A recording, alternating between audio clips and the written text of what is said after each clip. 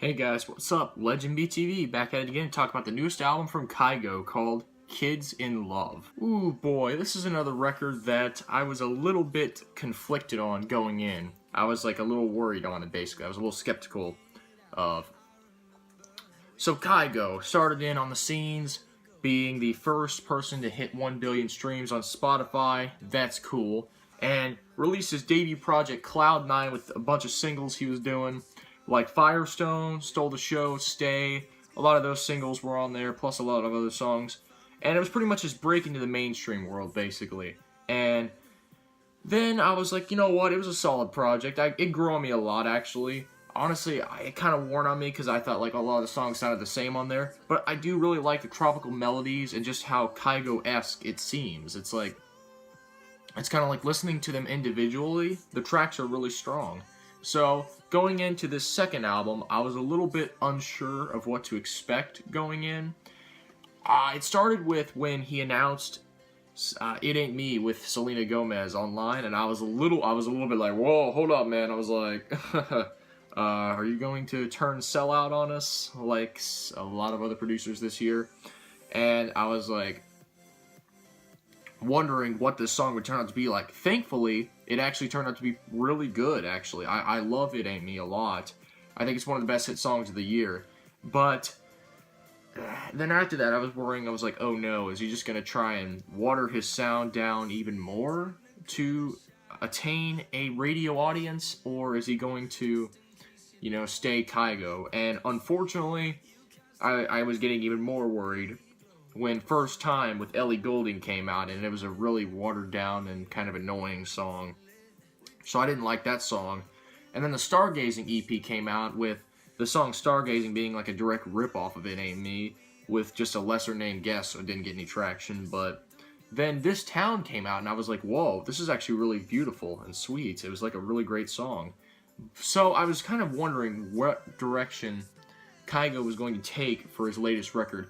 I was kind of split in the middle, like wanting him to, try new things with his style, but the thing is like I know this year, pretty much whenever EDM artists tried new things, for the most part it did not work. Many producers this year have let me down, and I was like, has Kygo joined the list? Well, here's the thing. Honestly, Kygo on this record, he said he was going for more of a pop sound, and I was like, oh god. I was like, no.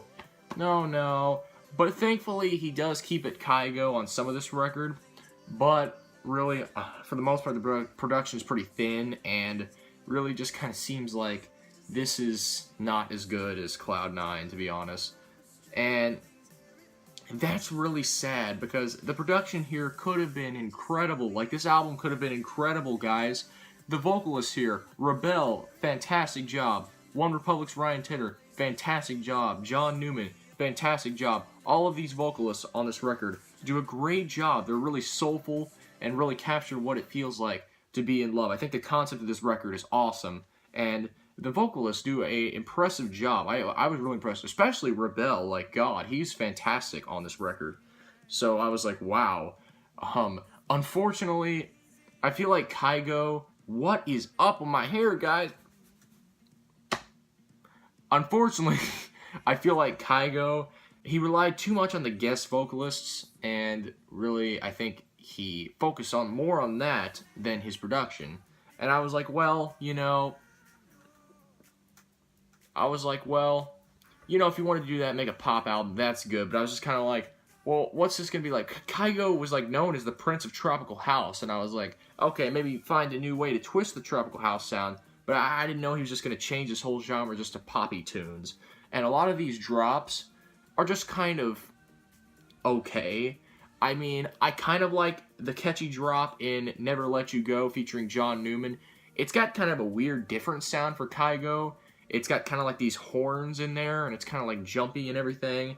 And it's actually, like, it's good, but not in the way I would expect from Kygo. So I was kind of a little weirded out by this song. But I think overall the song's actually kind of bland sounding until that drop comes in. I like the drop in the song, but I feel like without the Kygo touches, it's just kind of lukewarm, really, kind of middle of the road.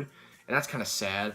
Other songs, well, the first song I actually heard off this record was Kids in Love, the single. And I thought, well, while it's a solid song with great vocals from The Night Game and a decent drop, I just thought, wow, this just doesn't surprise me in any way. This just sounds like any old pop EDM song that Kygo's ever made, because he does make a lot of like pop EDM stuff, and it used to be really memorable, but to be honest, I think his sound's just kind of gotten stale, in a word. I feel like, I feel like this guy's got a lot of talent. He's a very talented pianist and a very talented electronic tropical house producer, but venturing into this pop stuff, it really only, dilute the appeal of his sound, because there really isn't anything original or really all that unique here. Not to say the compositions are bad. The compositions are actually pretty, decent for the most part. I was just saying, the drops and everything are kind of underwhelming here. Plus, the production just doesn't seem very out of the ordinary or anything like that. It just seems pretty ordinary and, safe.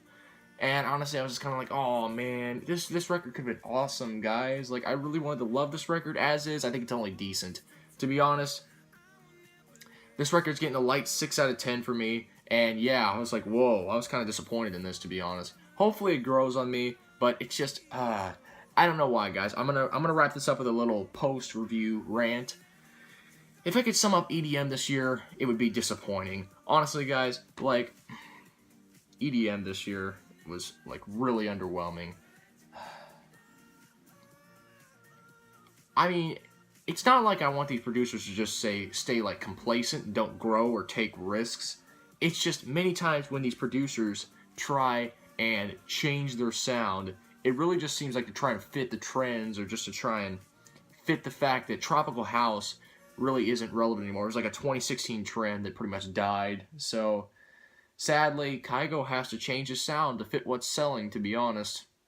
And I can't blame him. I mean, make the money, but I mean, geez. There's not really even much melodic piano on this record. It just feels very, it feels too poppy, and it's, too trendy sounding and not enough Kygo. It feels a lot like a pop record with a lot of the vocalists giving it all, and then, only a little bit of Kygo.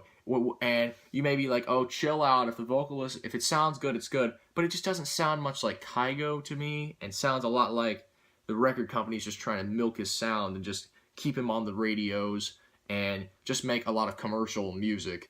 And that's just kind of disappointing for an artist of that caliber.